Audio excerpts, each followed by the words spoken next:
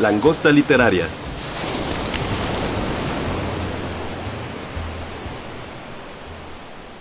Hola a todos, bienvenidos a un nuevo podcast de La Langosta Literaria, un espacio para la literatura.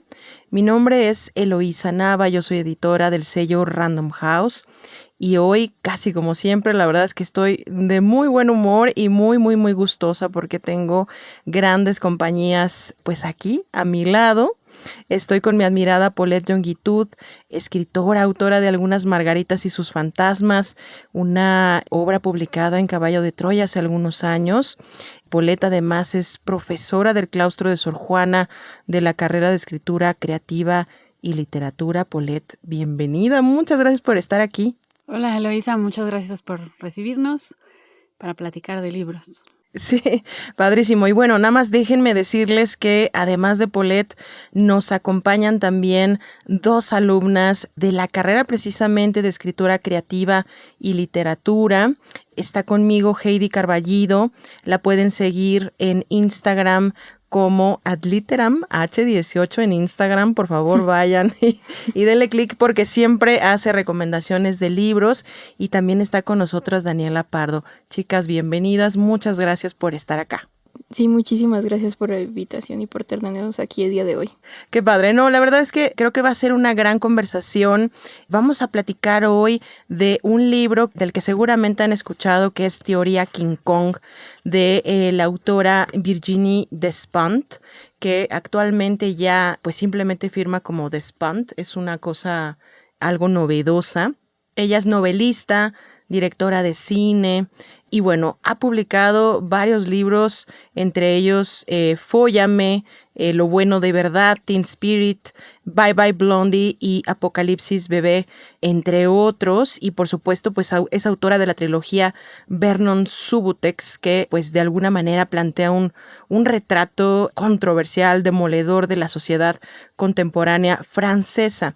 Y Teoría King Kong yo creo que sin duda es uno de sus libros más populares. Es un ensayo en donde ella nos va relatando sus experiencias personales, donde reflexiona sobre el concepto de la feminidad, donde habla acerca de, pues, de alguna manera, la valoración o sobrevaloración de la maternidad en un mundo tan difícil, ¿no?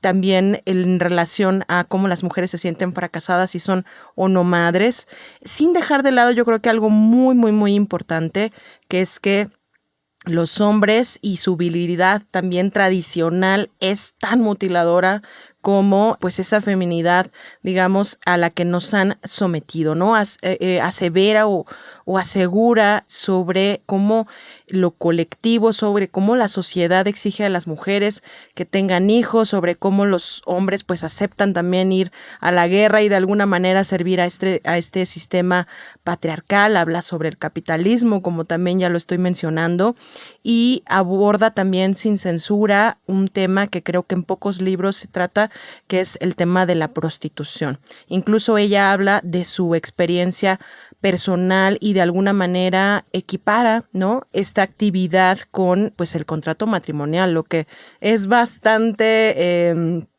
pues ya revolucionario hacerlo, ¿no? Y controversial. Así que me encantará platicar con ustedes de qué les ha parecido este libro, porque hay muchísimas líneas a partir de las cuales podemos ir conversando. Pero primero cuéntenme, ¿qué les parece estas primeras líneas? Que me encanta el inicio de Teoría King Kong. Para los que nos están escuchando, nada más se los voy a contar tantito. Así empieza Despentes. Dice: escribo desde la fealdad. Y para las feas, las viejas, las camioneras, las frígidas, las mal folladas, las infollables, las histéricas, las taradas, todas las excluidas del gran mercado de la buena chica. Y empiezo por aquí, para que las cosas queden claras. No me disculpo de nada, ni vengo a quejarme. No cambiaría mi lugar por ningún otro, porque ser Virginie Despentes me parece un asunto más interesante que ningún otro. Yo, como chica, soy más bien King Kong que Kate Moss. Yo soy este tipo de mujer con la que no se casan, con la que no tienen hijos. Hablo de mi lugar como mujer siempre excesiva, demasiado agresiva, demasiado ruidosa, demasiado gorda, demasiado brutal, demasiado hirsuta, demasiado viril. Son, sin embargo, mis cualidades viriles las que hacen de mí algo distinto de un caso social entre otros. Así que escribo aquí como mujer incapaz de llamar la atención masculina, incapaz de satisfacer el deseo masculino y de contentarme con un lugar en la sombra. Me parece absolutamente volador de la cabeza escuchar estas primeras líneas. No sé ustedes, pero yo lo único que quería era seguir leyendo. ¿Qué piensan, chicas?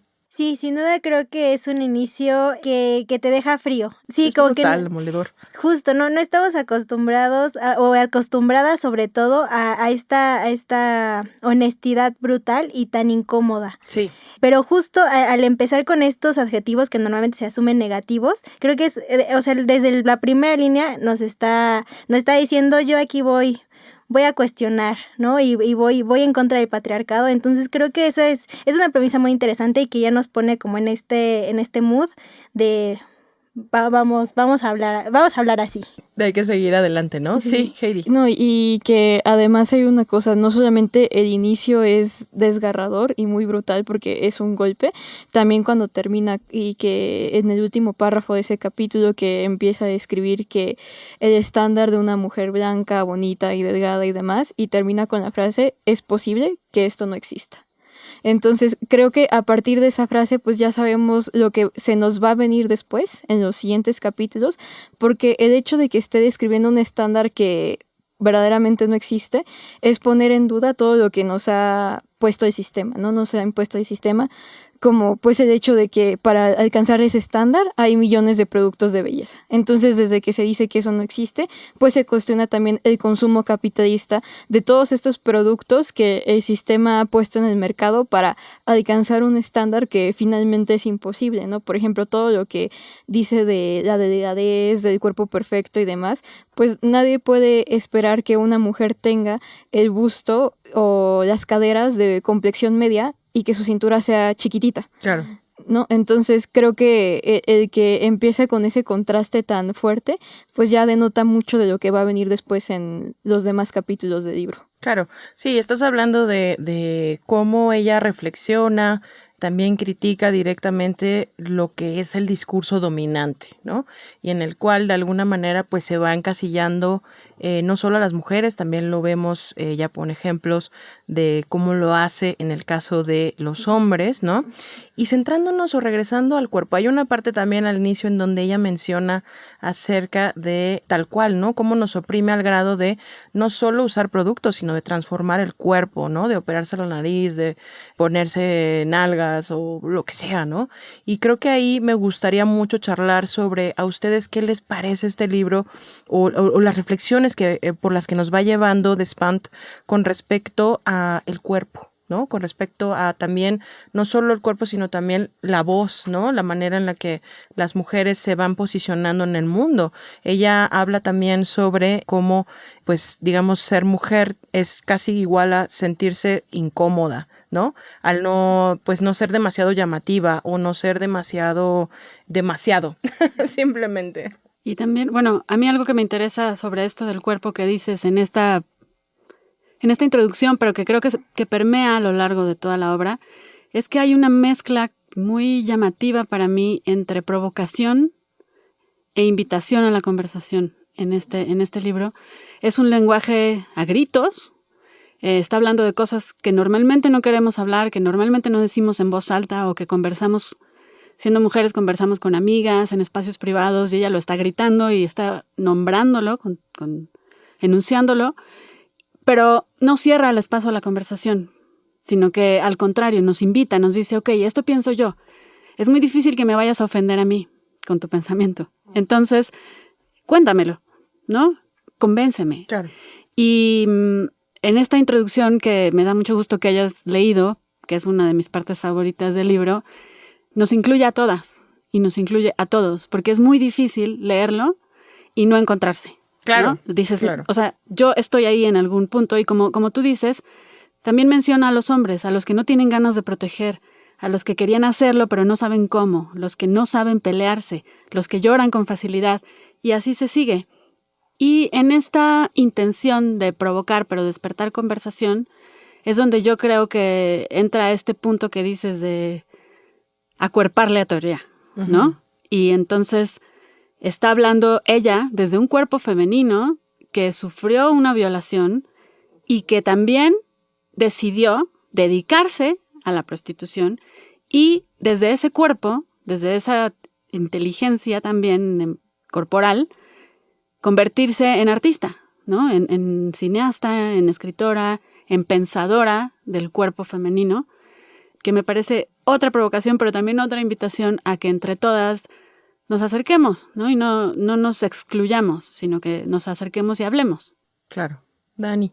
Sí, a mí justo me gustaría retomar el ensayo que hace acerca de la violación y como toda su experiencia.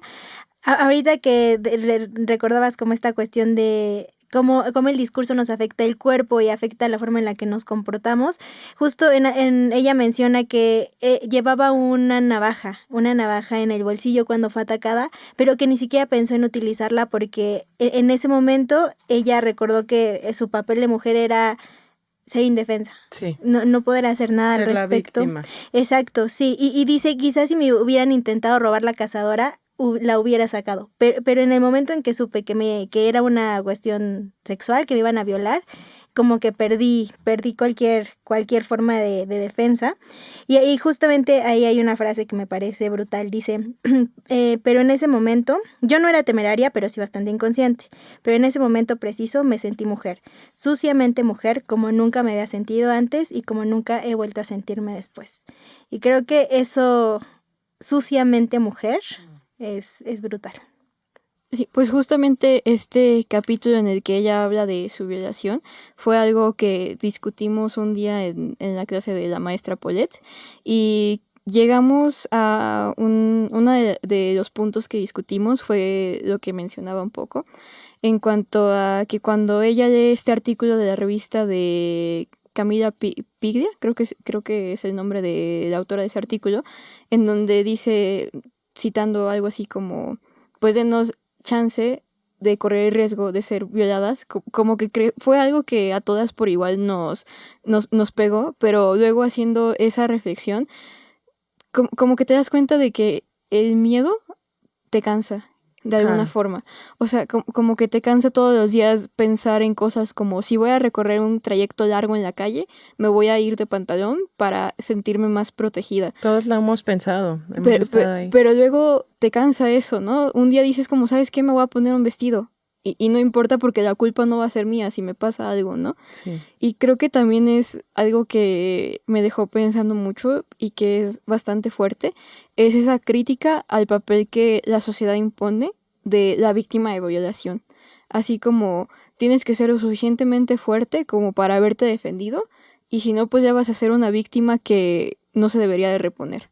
Algo así como que la mujer debe entrar en un papel de víctima en donde ya no sale, ya su vida sexual cambia y justamente Virginia Despentes dice, ¿por qué?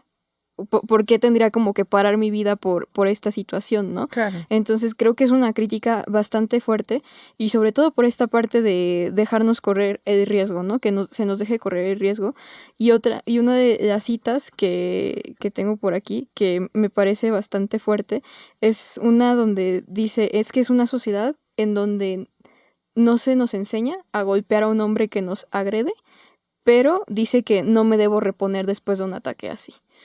Y creo que eso es algo muy latente, ¿no? Como que se paternaliza mucho la actitud del sistema de no, pues es que es una víctima de violación y hay que actuar de esta forma, siempre con esta actitud paternal de por medio, ¿no? Pero que es como no puedes reponerte, no puedes seguir.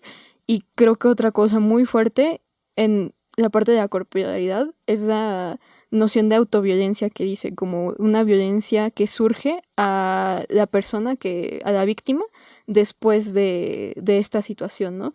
Y justo por lo mismo que menciona casi al principio del capítulo que una violación no se suele llamar como una violación. Es como que siempre se usan otras palabras, ¿no? Fue agredida, fue atacada, fue abusada, pero no se usa la palabra que tiene que ser. Y me parece muy curioso que ella se refiera siempre como me violaron, porque me metí a su página de Wikipedia de Virginie Despentes y en francés dice algo así como era un victime de viol, poniéndola a ella como en la parte pasiva, ¿no? Fue víctima de violación. No la violaron 3 hombres, haciendo sujetos activos a los violadores. Totalmente. Sino que siempre se suele poner como en sujeto pasivo, ¿no? Entonces creo que el hecho de que su crítica empiece desde el uso del lenguaje ya dice mucho de lo que está proponiendo dentro de este ensayo sobre su violación y el concepto de la violación. Sí, totalmente de acuerdo. Sí, perdón, justo en relación a lo que dice Heidi, recordaba que ella cuenta que no le dijo a sus papás después de que la violaron, porque le daba miedo que la fueran a encerrar y que no la dejaran volver a salir. Y justo creo que la palabra paternalismo es ideal, porque justo nos recuerda que hay un hombre detrás de todo el tema. Y hay una frase que ella utiliza, dice, lo que me da rabia no es lo que los hombres hacen o son, sino lo que quieren impedirme que haga o lo que quieren obligarme a hacer. Incluso después de que me violentan, incluso después de que me abusan, dicen, bueno, ahora para protegerte te voy a seguir diciendo que sí y que no, por dónde. Entonces creo que eso es muy interesante y es importante recalcarlo para que podamos hacer las cosas diferentes. Sí, como el hecho de que exigen una manera de actuar después de que una mujer ha sido violada, ¿no? Uh-huh. ¿Y por qué no dijo nada? ¿Por qué no habló? ¿Por qué se lo cayó tantos años? Y bueno, pues ahí está nuevamente el lenguaje y el sistema, ¿no? Una vez más impactando el comportamiento de las mujeres y también atravesando el cuerpo, ¿no? Empezamos... Este libro está bastante interesante y denso, pero creo que tenemos muchas cosas que decir. Sí, Heidi. Sí, pues aquí esta es una cita referente a la violencia que como que el sistema propone que la víctima se tenga a sí misma, que dice, posviolación, la única actitud que se tolera es volver la violencia contra una misma, engordar 20 kilos, por ejemplo, salir del mercado sexual porque has sido dañada, sustraerte voluntariamente del deseo. O sea, creo que eso ya indica la crítica de que el cuerpo, en este caso el cuerpo femenino, pertenece únicamente al sistema. O el sistema se quiere apropiar del cuerpo femenino y da la impresión de que ya no puedes seguir con tu vida porque tu cuerpo está dañado ante los ojos del sistema y ante los ojos de una sociedad que exige ciertos estándares y parámetros de un cuerpo femenino. Sí, totalmente. Y además porque no hiciste nada para defenderte. Ella insiste mucho en ese ensayo en que a ella se la culpa por sobrevivir. Porque si de verdad, lo que ella menciona, si de verdad no hubiéramos querido que nos violaran, hubiéramos peleado hasta que nos mataran. Pero sobrevivimos. Volviendo al asunto corporal, o sea, el cuerpo, lo que decía Heidi, hablando, o sea, se puede regular el cuerpo que sobrevive, pero también el cuerpo es la causa, porque ella al inicio de este pasaje narra que eran 2 amigas en la noche, vestidas con minifaldas, con el pelo de colores, tatuadas y con piercings, ¿no? Y entonces esas condiciones, esas elecciones que ellas habían tomado sobre su cuerpo, las hacían pues una víctima fácil y merecedora de la violación, ¿no? Merecedora. Exacto, así como, bueno, pues eran chicas que andaban a mitad de la noche en minifalda.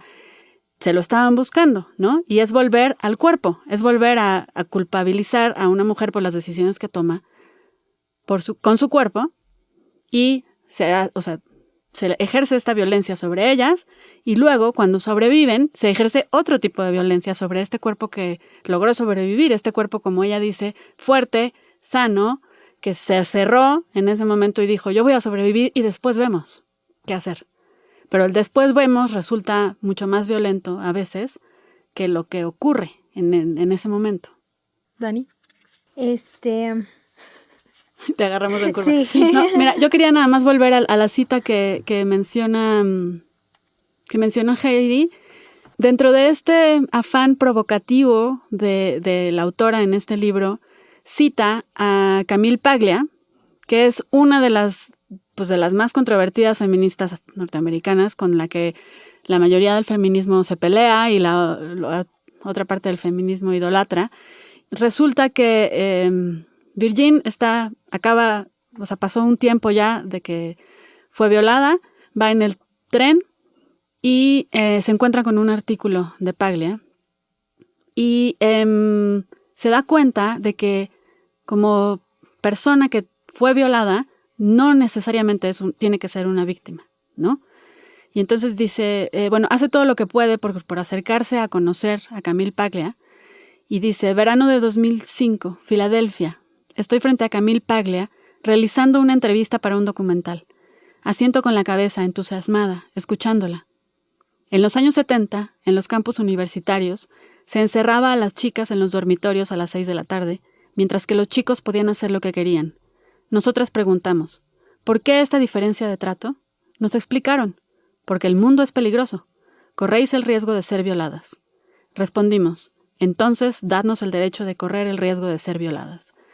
Pensando en esto que estamos hablando del cuerpo, es esta separación de los cuerpos masculinos pueden correr libres. Los cuerpos femeninos tienen que ser resguardados.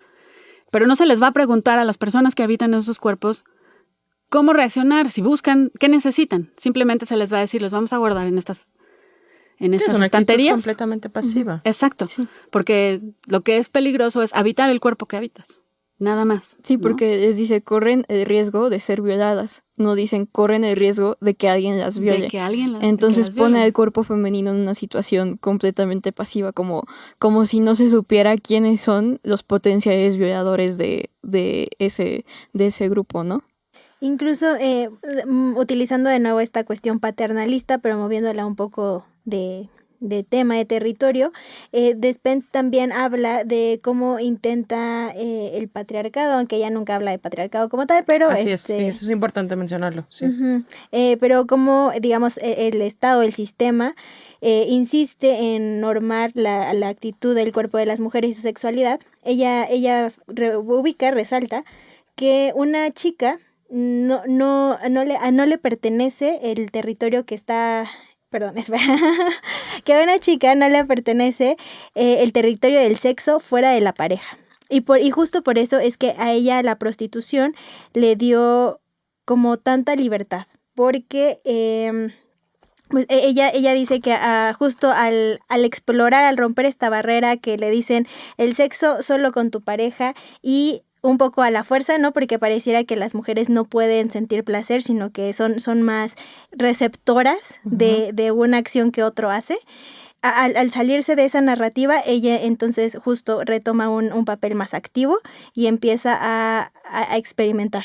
Y dice que justo cuando deja la prostitución y regresa como a un disfrute de su sexualidad más normado, vuelve a encontrarse como con esta cuestión de no poder disfrutar totalmente. Qué importante eso que estás mencionando. Antes quizás de pasar a ese tema y de que nos cuenten un poquito también de la propia experiencia de Despentes, hay una frase que me llama mucho la atención ahora que estabas hablando acerca de cómo ella, de que estábamos hablando acerca de cómo el cuerpo femenino está tomado desde esta postura pasiva, ¿no? Y ella plantea algo que a mí me inquietó mucho. Bueno, habla acerca de cómo no se mete, ¿no?, en esto del respeto a la tradición de los géneros, pero dice, bueno, a ver, podríamos quedarnos todas en delantal en la cocina, podríamos tener hijos cada vez que cogemos, y eso no va a cambiar de cualquier manera, ¿no?, la quiebra del sistema del trabajo, del liberalismo, del cristianismo, del equilibrio ecológico. Eso no cambiaría tampoco, aunque nos quedáramos pasivas en casa, el hecho de que el sistema siguiera oprimiendo tanto a hombres como a mujeres, ¿no? Creo que eso es súper importante mencionarlo. Y bueno, sí, pasemos entonces al tema de la prostitución, que me parece una de las claves para entender y darle la vuelta también a este libro. Ella cuenta la experiencia, si no mal recuerdo, habla que durante al menos 2 años, ¿no?, tomó esta decisión de prostituirse. Empezó con algunos conocidos y luego ya pues se abrió a esta experiencia. Hace mucho la distinción entre cómo existe, bueno, lo que ya sabemos, ¿no?, esta doble moral de un hombre que puede decir, ay, bueno, me voy de putas, ¿no? Y cómo decir eso es distinto, ¿no? Como para un hombre esto pues no marca su sexualidad, no la predefine de ningún modo y bueno, en el caso de la mujer pues que realizan este trabajo son inmediatamente estigmatizadas y ya a partir de ahí pues se les cataloga en esta categoría de la que hablábamos hace rato que es víctima, ¿no?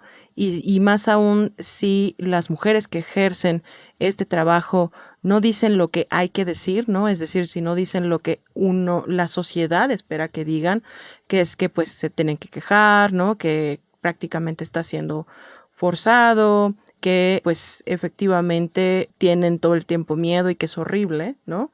Cuando la experiencia no de todas las mujeres es esa, ¿no? Entonces ahí es cuando empiezan este juego, ¿no? De la doble moral y también sin duda pues de la percepción que tiene la sociedad con respecto a la prostitución. Y es un tema, creo, en el que se encuentra todo lo que mencionaron ustedes en la última parte, en esta última parte que acabamos de hablar, que es, primero, De Pant no habla del patriarcado y tampoco culpa solamente a los hombres de estas situaciones, ¿no? De este sabotaje permanente en el que vivimos. Sí. Cuando toca el tema de la prostitución es muy clara en ese sentido, porque habla también de los prejuicios que tenemos las mismas mujeres hacia el trabajo sexual, ¿no? Así es. Y comienza ese ensayo que se llama Durmiendo con el enemigo, hablando precisamente de las mujeres que están dentro de la norma y la percepción que tienen sobre este otro grupo de mujeres que decide encaminarse al trabajo sexual. Por supuesto, ella marca una diferencia muy precisa cuando habla de prostitución y es la decisión, ¿no? Así o sea, es. ella está hablando de las mujeres que deciden dedicarse a este trabajo, no la otra parte que ya conocemos, que es quienes son obligadas, ¿no? Ella habla de decisión. Y cuando son obligadas hace un énfasis en el término del origen en relación a la pobreza, Claro. ¿no? Que también es importante mencionarlo. Ella, en este sentido, lo que hablábamos al inicio, cuando habla de estos temas, no solamente culpa no hace lo que hacen otros textos feministas que culpan solamente al patriarcado, a la heteronorma, pero en concreto al hombre, ¿no? En este caso ella dice, no hay culpas de nadie, para empezar, ¿no? Yo no voy a culpar a nadie, yo voy a decir las cosas como son, en el sentido de que las mujeres también ejercemos esta violencia contra nosotros mismas y también nos discriminamos. En ese sentido ella dice, las prostitutas forman el único proletariado cuya condición conmueve a la burguesía, hasta el punto de que a menudo mujeres a las que nunca les ha faltado nada están convencidas de esta evidencia. Eso no hay que legalizarlo. El tipo de trabajos que las mujeres no pudientes ejercen, los salarios miserables a cambio de los cuales venden su tiempo, eso no le interesa a nadie. Es el destino de las mujeres que han nacido pobres al que nos acostumbramos sin problema. Sí, a mí me parece muy, muy interesante y bueno, también creo que es probablemente una de las premisas que más controversia pueden causar, justo lo que mencionaba Eloisa al principio respecto al matrimonio y su cercanía con la prostitución, y es que dice, el pacto de la prostitución, yo te pago y tú me satisfaces, es la base de la relación heterosexual. Hacernos creer que ese contrato es extraño a nuestra cultura es pura hipocresía. Y bueno, creo que eso es muy interesante, ¿no? Como que al pensarlo no podemos negarlo, no podemos decir que no. Y también respecto a eso, justo ella dice, el problema no es tanto esta relación entre el sexo y el pago, sino que ninguna mujer debería sacar beneficios de sus servicios sexuales fuera del matrimonio, o sea, fuera del control del Estado. Y eso creo que es algo de lo que tenemos que hablar más. Claro, porque ahí lo que plantea como problemático no es que una mujer obtenga beneficios por utilizar su cuerpo, sino que lo obtenga fuera del contrato matrimonial. Así es. ¿No? Sí. O sea, fuera del control. Sí.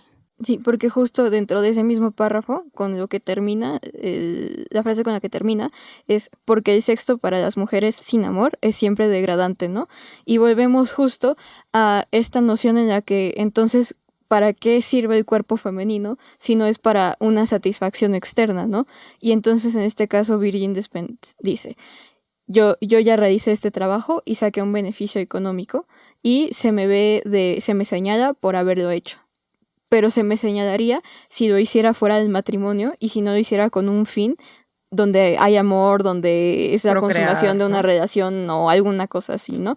Entonces lo pone muy, diría que no paralelo, pero que sí hace una intersección con el tema de en dónde queda entonces la posesión del cuerpo femenino. Claro, y ahí no sé ustedes qué piensan, pero parece ser que por una vía o por otra hay una constante represión del deseo, ¿no? Y de la apropiación de los cuerpos de las mujeres. Sí, incluso hay un momento en donde dice que la prostituta y el hombre deberían ser cómplices y que justo al Estado esto no le conviene y no suena tan interesante porque ahí ya es peligroso, ¿no? Como esta asociación. Si bien creo que es muy interesante la propuesta, creo que también de repente se olvida que la mujer que está cumpliendo un rol heteronormado también está siendo oprimida. Entonces, creo que ahí sí sería como interesante tener cuidado de no decir la prostituta y el hombre cómplices en contra de quién, de la mujer que cumple con un rol heteronormado. Creo que ahí sí quizás sería... Habría que tener cuidado, no llegar a esa asociación. Claro, sí, lo importante creo que en todo este ensayo o lo que ella plantea es crítico, puede ser controversial, revolucionario, pero siempre es una invitación, ¿no? A reflexionar y a que las mujeres puedan tomar decisiones, cualquiera que sea esta, ¿no? O porque puedes tal cual también, pues, vivir dentro de una relación heteronormada y estará ok siempre y cuando tú lo decidas y tú, digamos, estés consciente de los vínculos que operan alrededor de esta, ¿no? Del poder que tiene el Estado, de todo lo que está ahí también preconcebido y ya, digamos, de alguna manera escrito para que ese tipo de relaciones funcionen. Y lo mismo si quieres salirte completamente del molde, como lo hizo ella, ¿no?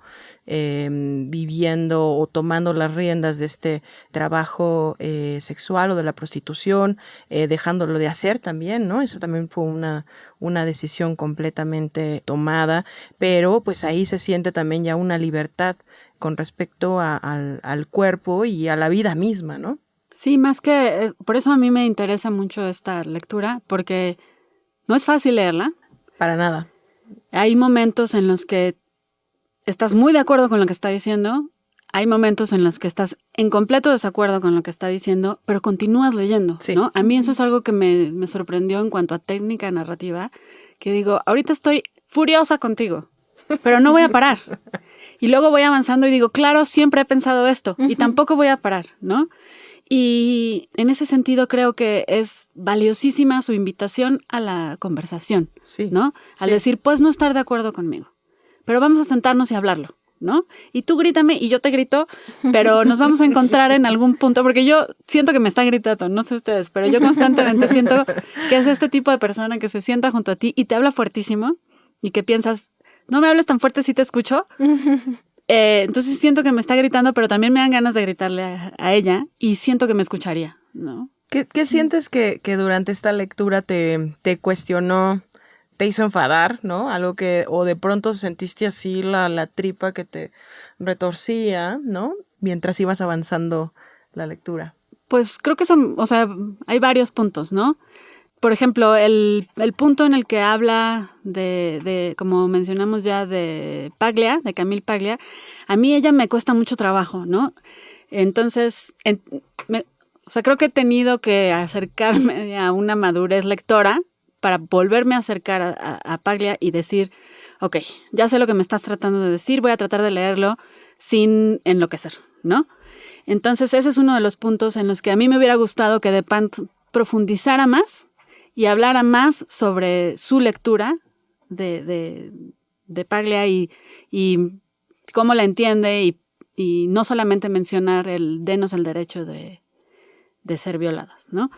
Ese es como uno de los puntos que a mí me resulta problemático. Yo pensé que me iba a resultar problemático el asunto de las mujeres que vivimos en una relación heteronormada, pero lo empecé a leer y le di toda la razón. O sea, no, en ningún momento pude decir, no es así, ¿no? En ningún momento pude decir, es que tú no sabes. No, como que dije, no, pues sí. Y ahorita que te escuchaba hablar, claro, es tomar la decisión consciente de me acerco o no me acerco a esta estructura y a esta forma. Consciente informada, ¿no? Yo creo que es parte también de poder, de que este ensayo se pudiera popularizar, la verdad me encantaría y que lo pudiéramos conversar en distintos ámbitos, ¿no? En la escuela, en la casa. Bueno, sería riquísimo escuchar las opiniones de todos. Ya nos estamos acercando hacia el final, pero me gustaría mucho saber si tienen alguna reflexión, digamos, sobre esta última parte en donde, pues, Despentes plantea, ¿no? Cómo tanto hombres como mujeres deben romper con esta, pues, sociedad machista, ya lo dijimos, ¿no? No lo dice como tal patriarcal, pero bueno, tal cual está describiendo el patriarcado, ¿no? Y tampoco es que nos pida sumarnos a las filas del feminismo, porque tampoco lo hace, o sea, no es un panfleto ni nada de eso, pero sin duda, pues, sugiere, ¿no? Que esta podría ser una vía para poder acercarnos a un cambio total colectivo. Creo que esa palabra es clave, ¿no? Porque sin duda no es una cosa nada más de mujeres. Pues una de las cosas en la que yo dije así como Paulette, así no, tiene muchísima razón, fue cuando habla de que el sistema pues también ha afectado a los hombres, pues solamente que ellos no se han dado cuenta y siguen perpetuando como ese mismo sistema que los afecta, ¿no? Mencionando como, bueno, ¿y qué pasa con los hombres que quieren llorar? Y se les golpea y dice, es que los hombres no lloran, ¿no? O incluso desde cosas como que dirías, es que son tan simples, o sea, no entiendo por qué están cosificadas en el hecho de que si no haces esto, o si haces esto, se te quita virilidad y demás. Por ejemplo, yo me acuerdo muchísimo de que tenía 2 compañeros en la prepa que jamás se ponían crema en las manos porque decían, no, es que ponerse crema nada más es para mujeres, ¿no? Y era una cosa de decir, güey, ya tienes cuarteadas las manos, ponte crema, por favor, ¿no? Y decían, no, es que solamente las mujeres se ponen crema, Wow, ¿no? sí. Entonces, creo que Es todo el tema de la vulnerabilidad. Sí. Sí, y de justo, creo que al final, casi al final, creo que en cuando empieza el capítulo de King Kong Girl, hace esta reflexión de por qué los hombres no hay libros como de nuevas virilidades, ¿no? O nueva teoría de la virilidad. Entonces, creo que justamente el hecho de que abarque y de que se señale esta parte, pues sí es algo bastante pertinente, ¿no? Porque muchas veces se nos da el discurso de, no, es que por favor alguien quiere pensar en los hombres o algo así, y justamente eso, ¿no? Dices, tienes a niños a los que dicen no puedes llorar, o no puedes jugar con muñecas, o no te puede gustar tal color, ¿no? Entonces, justamente todas estas ideas pues vienen del mismo sistema que está oprimiendo a las mujeres y que busca seguir perpetuando el ideal paternalista que presenta el Estado como sistema heteronormativo patriarcal. Sí, a mí también me parece muy interesante esta propuesta a la complicidad. Sin embargo, siento que ahí me faltó. Porque hay una parte donde Despentes habla acerca de la propiedad de los cuerpos. Entonces, básicamente dice, los hombres no deberían estar tan contentos de que puedan poseer el cuerpo de las mujeres porque a su vez están olvidando que el sistema de producción capitalista y el Estado posee sus cuerpos. Y yo digo, claro, qué interesante. Hay que saber más, sepamos más. Y se acaba el párrafo. Y se acaba. Sí. Y no hay más. Y entonces yo digo, es que a mí eso me parece como que se quedó corta, porque justo ahí podríamos hablar del colectivo. Y justo hay una parte donde ella dice, creo que es casi al principio, donde dice, las mujeres y el colectivo está fuera de sus manos, ¿no? Como que pareciera que la única persona que puede hablar de colectivo es el sistema. Así es. Y ya está. Entonces digo, como que falta el colectivo en este libro. No, y además como dices, como ese regaño que te está haciendo, hay un capítulo donde dice, es que no usan el espacio público, y como que viviendo donde vivimos aquí en México y demás, decimos, pues lo primero que queremos hacer ahorita es ocupar el espacio público, ¿no? Entonces, o sea, yo entiendo que este libro ya tiene tiempo también, pero sí, justo digo eso, oye, no me regañes porque ya estamos ocupando el espacio público para lo que debe de ser, ¿no? Para para pues tomar ese pedazo de perímetro de territorio y apropiárnoslo también, ¿no? O sea, no me regañes porque no se hace nada con el espacio público cuando ahorita, por lo menos aquí, desde donde vivimos, el espacio público es lo primero que busca ser tomado hoy en día. Y también creo en ese sentido que yo sé que probablemente por la época en que Despentes comenzó a desarrollarse como mujer, como feminista, no sé si se considera feminista, pero bueno, quizá tuvo que hacerlo sola y es comprensible, pero creo que actualmente ya vamos hacia otras líneas. Hay una parte donde ella dice como que a ella como que no le afectaba mucho esta etiqueta de mujer porque en ningún momento le impidió nada. Y creo que eso habla de mucho privilegio también. Totalmente. De acuerdo. El lugar donde vivía, El país, Francia, claro. sus características físicas, una mujer blanca, caucásica, claro, y en ese sentido creo que las nuevas conversaciones podrían ir hacia el colectivo, hacia la fuerza de reconocer nuestras similitudes, nuestras diferencias y también la interseccionalidad. Creo que eso es algo que se quedaría abierto hacia otras, como para otros momentos. Wow, qué maravilla. La verdad es que me encanta lo que está detonando la lectura de este libro. Yo creo que sería magnífico que, al igual que surgieran muchos más ensayos por parte también de escritoras mexicanas, alumnas también, ¿por qué no?